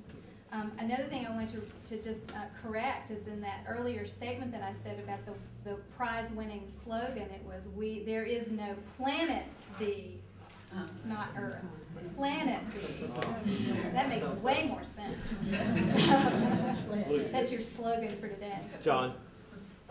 John Kirk. I know, Susan, that you said you're an optimist, and I like to feel as if I'm an optimist too. However, you all know, you've been to Raleigh.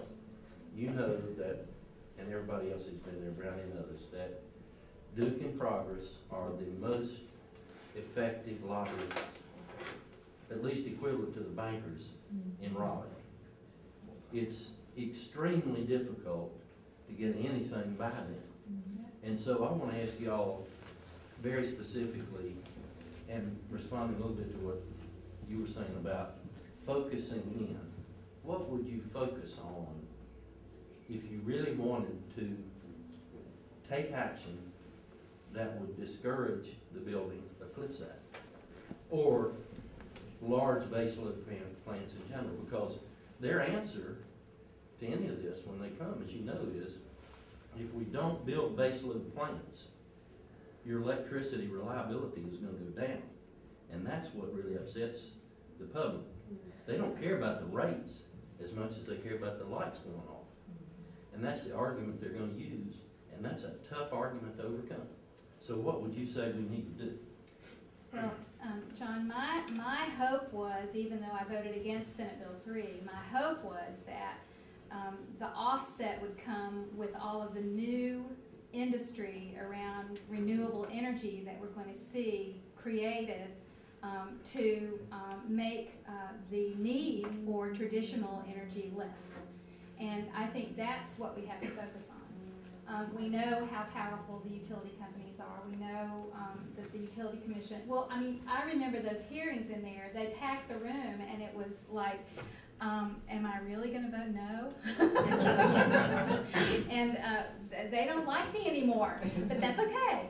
But I think that you have to encourage that new renewable industry in this state. And the door is wide open now. That really was not before. So that's one piece. I wanted to ask about, on the local level, Robin, you had talked about incentives, and you talked about this new position that's being created in Asheville, and you didn't really give a whole lot of details about that. I wanted to get some more specific information about the incentives and what kind of organizations are going to be able to get those incentives and for what kind of projects, and also in terms of the sustainability person that's going to get into this position.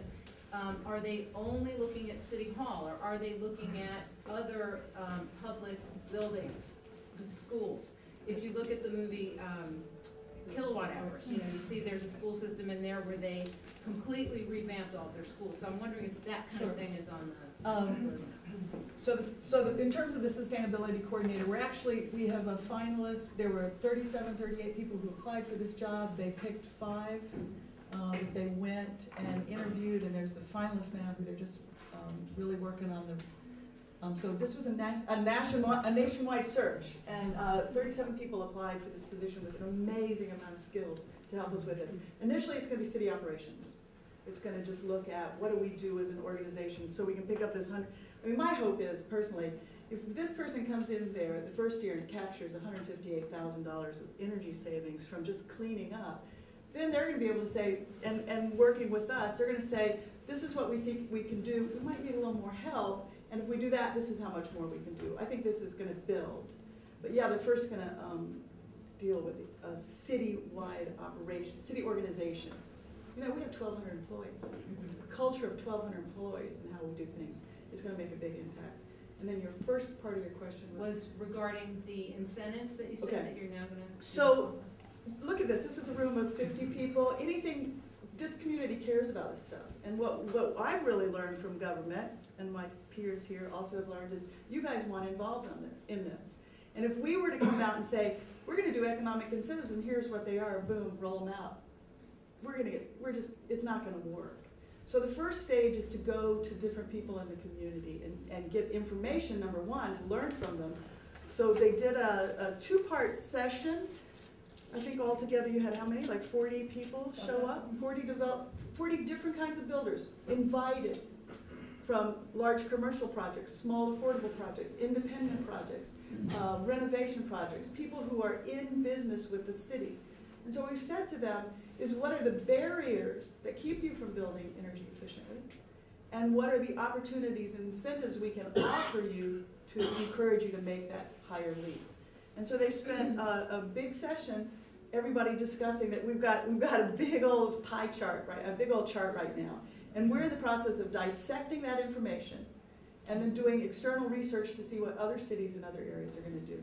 And we're going to roll it out. So it's going to be similar. You know, currently cities can offer economic incentives. We can offer incentives for economic development. That's one of the purviews we have.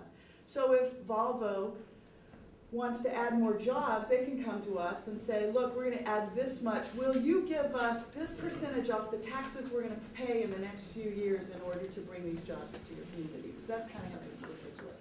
So now we have the permission to give those same kind of economic incentives for energy efficiencies. So it can be in form of permit fees, how we use permit fees. It can be in the form of, okay, you want to do a big LEED building, but your big argument is it's going to cost $100,000 to certify it. We want it to be certified because we want the reliability to know that you're doing what you say you're doing. Maybe that $100,000 will come out of the taxes that you're going to pay into the community over the next 10 years in this incremental process. These are the kind of things we're looking at. Mm-hmm. So that's coming from a lot of information from people in the community. And anybody who has any ideas, you're still receiving. Yeah. Can I just piggyback on that a little bit? A couple of things you said that I think is really, really interesting. You mentioned the schools, and I wanted to work on that piece. Asheville City is not the authority over the school system. So there's an Asheville City school system, there's a Buncombe County school system. They're independent of the city. They have their own decision-making process. Mm-hmm. But one of the things that the Sustainable Advisory Committee did was we were looking at buildings, because we know that buildings are really important. So we said, well, let's find out what the schools are doing. So the schools have energy coordinators, and they came in and they talked to us about what they're doing, and there's a lot of good news there. So our schools are already ahead of the curve, I would say, in terms of their energy efficiency. Does that mean they're perfect, they're great? No, but they're looking at things that they actually can teach city and county, I think, about energy efficiency. And there's some coordination that can happen. Certainly, when they come to build new buildings, there's going to have to be some coordination. So when we started looking at these incentives that Robin was just talking about, that was incentives about buildings, about building new buildings, but also maybe about how you're going to do renovations. You know, what counts when you're doing renovation? If you're going to put a lot of money into energy efficiency, does that help make it easier to get a renovation project authorized somehow? So those were the kinds of things. But I think there's other incentives that we want to look at already. I said that one of the highlights of the coming year, and this is something I really wanted to get into the conversation, one of the highlights of the coming year is outreach, community coordination, letting this, help as a member of this advisory council, maybe to help the city be more involved in the community. So yeah, I have great hope that our sustainable energy coordinator is going to be able to do the work that he or she will need to do in-house and get out and do some outreach and get some other things going. One of the things that we also did was we have an individual who lives here in Buncombe County who was that person in Marin County, California a few years ago, and he came and gave us a lot of good information about what they did. And one of the things that I want that I hope that individual will be doing is applying for some grants and some other funding sources that might help us do all this. So I think there's a lot of incentives, and I think there's a lot of neat, crazy ideas. Somebody might have been Jim Burton sitting back here, came up with an idea that I just love of having communities compete for energy efficiency. That's the kind of thing that can spur a lot of community involvement, and that's the kind of thing we can all do together. And so that's an idea we're Here we have time for just a couple other really quick questions. So short questions and short answers. Jim? I wanted to thank Mayor Bellamy for advocating for rail service to Asheville. And if you wanted to say anything, actually, I just came from a meeting yesterday, and the opposition, just so you know, is Norfolk Southern, but the committee that I'm serving on, which is the Intermodal Committee, which is a subcommittee of the 21st Century Study Group, is supportive of passenger rail. And just so you know, Rick Latofsky at the Chamber is also supportive of passenger rail, and that really helps our area. But what it's going to take is more community members talking to the board of directors for DOT. And so if you have an opportunity to go to that website and look at the board of directors and send them a letter, starting with Alan Thornburg, and so he'll know that this is something that our community really wants. And I'm partnering with some people from Black Mountain and Salisbury who also want the line to come to Asheville. But North Fork, the number that I was given was, actually, you might want to go ahead and call the guy. His name is Durwood Lightenhouse, so just in case you want to send him an email too. But think about that. He said it's about $140 million to get all the transfer signals and things like that up to code for that to happen. But it's not off the table. We just got to make sure that people know that we really want it for this area. Thank you for asking. Yeah, in the very back, Randy. I have actually two questions. One somewhat longer, so I'll ask that one individually after. And the short one, Representative Thomas, you mentioned that not all plastics can be recyclable, but what I've seen is not just that there's certain plastics that can be recycled, but there's insufficient incentive to recycle certain plastics that already can be. You just need to look at any trash can, see the containers, see the bottles. So my question is, how and when do we get a bottle bill? When you convince the grocers around that it's a good idea. I think there's a huge lobby in Raleigh, in the state, opposed to a bottle bill.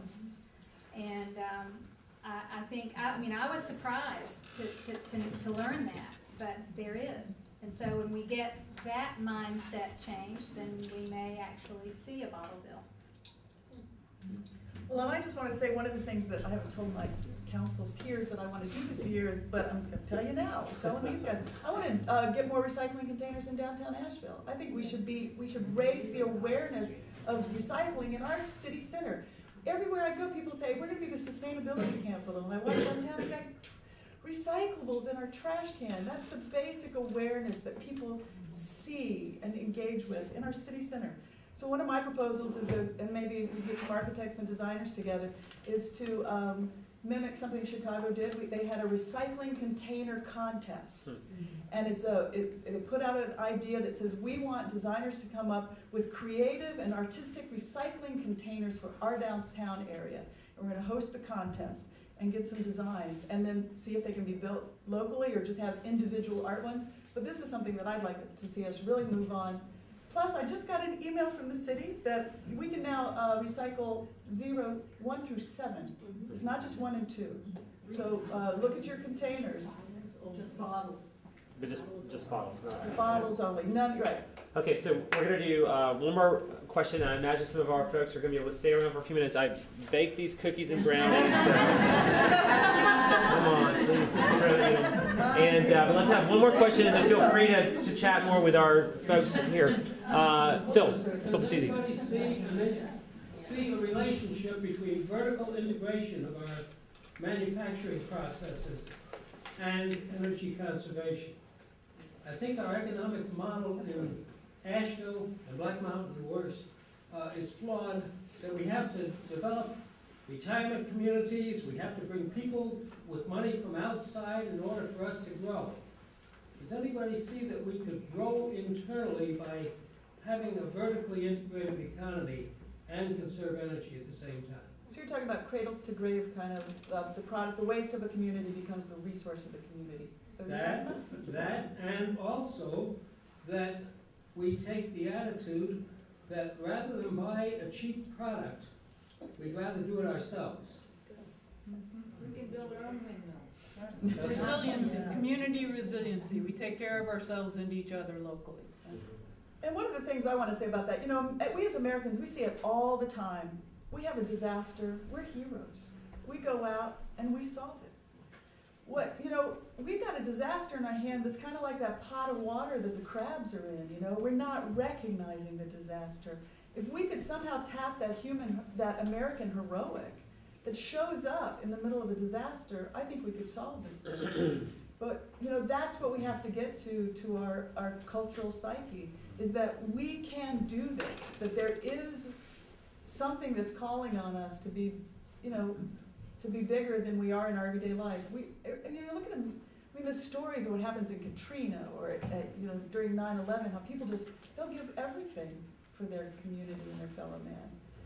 But how do we transfer that information so that we start doing that now instead of just slowly boiling? Okay, so I want to, Just one quick question. can I make it really quick? Our sister cities that we have, are they on board with building green and doing what you guys are doing? Well, I had a great opportunity. Should we drop them if they aren't? Yeah, I had a By great the way, I'm opportunity. with bringerhome.com, so. Well, you know, I had a great opportunity to go to our sister city, Saumur, France, this summer for an environmental trip to see what they're doing. And the biggest thing they're doing, and what I came back with, and I tell you guys, I worked hard for a week. I mean, I know what French sewer plants look like and French incinerators plants look like. What they're doing, that's the biggest thing that I think we need to do, is regional cooperation. You know, they're not in silos. They have something they call an aglo, which is they've divided France into regions, and those regions co-cooperate around waste, water, sewer, energy production in small units. And it's amazing how that's shifted how they respond to this crisis. And their development plans, how they say, you know, each of us want to keep the uniqueness of our community, but we need to have places to grow food, and we need, you know, so that's really, you know, this is the planning issue. It's huge to this. And yeah, our sister cities over there really, I don't know about the others, but They are. And that's some of the criteria they look at, what do they have similar to our area. And just so you know, we have three others that are potentially going to be developed in Asheville, Nigeria, one in Japan, and potentially one in New Zealand. And that's as a result of the ambassador from New Zealand coming here.